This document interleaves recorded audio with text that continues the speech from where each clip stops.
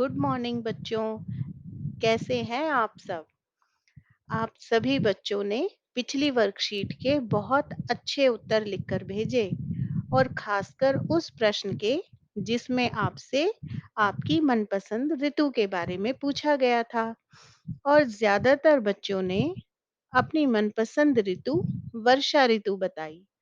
और बच्चों, वर्षा ऋतु होती भी बहुत मनभावन है। बहुत ही खूबसूरत मौसम है। और इसी मौसम में अगर हमारा घर से बाहर निकलने का मन हो तो हम क्या इस्तेमाल करते हैं? बिल्कुल सही, छाता। और इस छाते की वजह से हम बारिश से बच जाते हैं। लेकिन बच्चों, इस छाते का इस्तेमाल आप सिर्फ बारिश में ही करते हैं या किसी और चीज से भी बचने के लिए करते हैं? हाँ, बिल्कुल ठीक। इससे हम धूप से बचने के लिए भी इस्तेमाल करते हैं। बच्चों, आप सब तो जानते ही हैं कि सूरज से बहुत ही हानिकारक पराबैंगनी किरणें निकलती हैं। और पराबैंगनी किरणों को हम अल्ट्रा वायलेट किरणें भी कहते हैं, जिनके बहुत ज्यादा नुकसान हैं। पराबैंगनी किरणें सूर्य से पृथ्वी पर आने वाली किरणें हैं और इनसे त्वचा का कैंसर, मोतियाबिंद और शरीर में रोगों से लड़ने की क्षमता भी कम हो जाती है। ये किरणें समुद्र में छोटे-छोटे पौधों को भी प्रभावित करती हैं, जिससे मछलियां और अन्य प्राणियों की संख्या भी कम हो सकती है।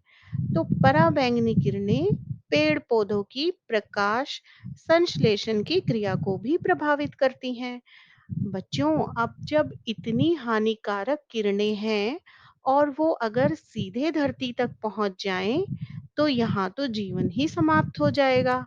लेकिन हमारी प्रकृति ने पृथ्वी को इन किरणों से बचाने के लिए एक प्राकृतिक छाता दिया है।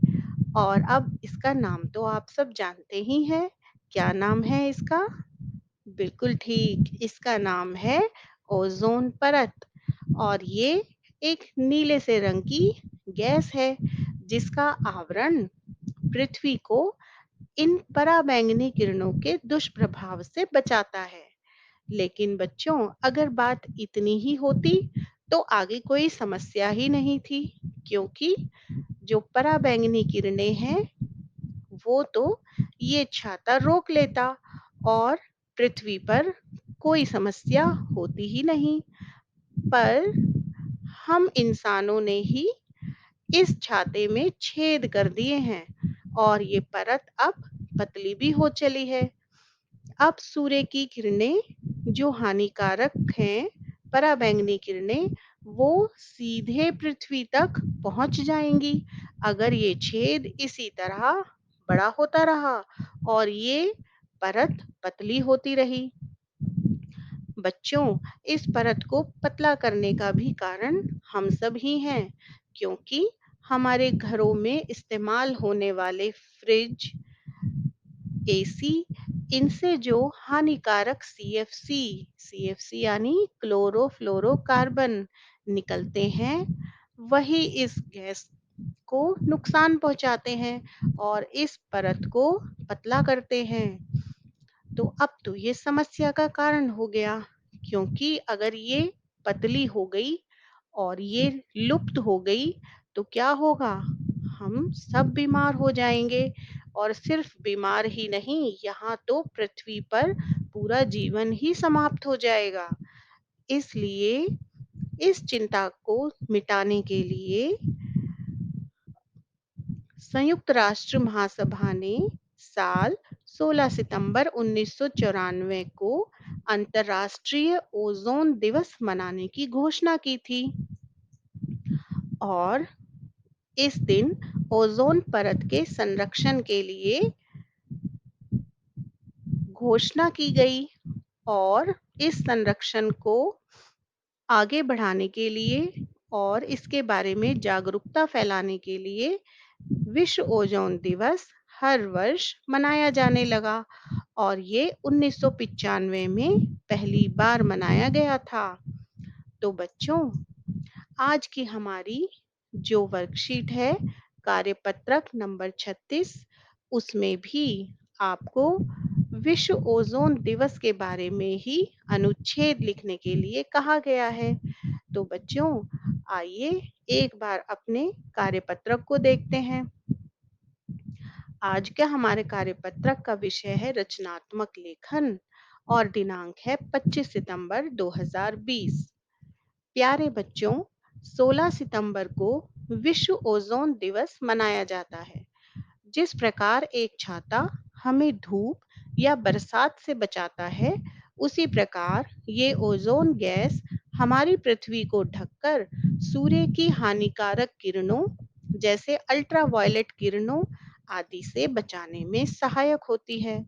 परंतु निरंतर बढ़ते प्रदूषण से इस गैसीय आवरण में छेद हो रहे हैं, जो हमारे लिए बेहद हानिकारक सिद्ध हो सकता है।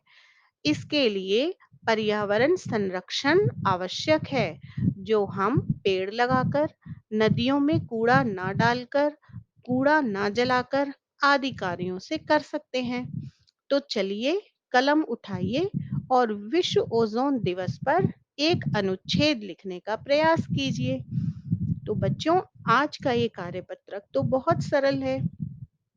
हमें विश्व ओजोन दिवस के बारे में सारी जानकारी तो मिल ही गई। अब बस उसे लिखना ही है। तो आओ इसे लिखते हैं। लेकिन ठहरो, अभी हम पहले एक बार अनुच्छेद लेखन करते समय किन बातों को ध्यान में रखें, इसे दोहरा तो लें। तो आओ बच्चों, एक बार हम अनुच्छेद लेखन के समय ध्यान रखने योग्य बातों को फिर से दोहराते हैं। अनुच्छेद लेखन में शब्द सीमा का ध्यान रखना चाहिए। वाक्य छोटे-छोटे और एक दूसरे से जुड़े हों। भाषा सरल किंतु प्रभावशाली हो। इसका आरंभ सीधे विषय से होता है। अनुच्छेद में भूमिका तथा उपसंहार की आवश्यकता नहीं होती। अनुच्छेद में विषय से संबंधित सूक्ति, उदाहरण या कविता की पंक्ति लिखने से अनुच्छेद प्रभावशाली हो जाता है।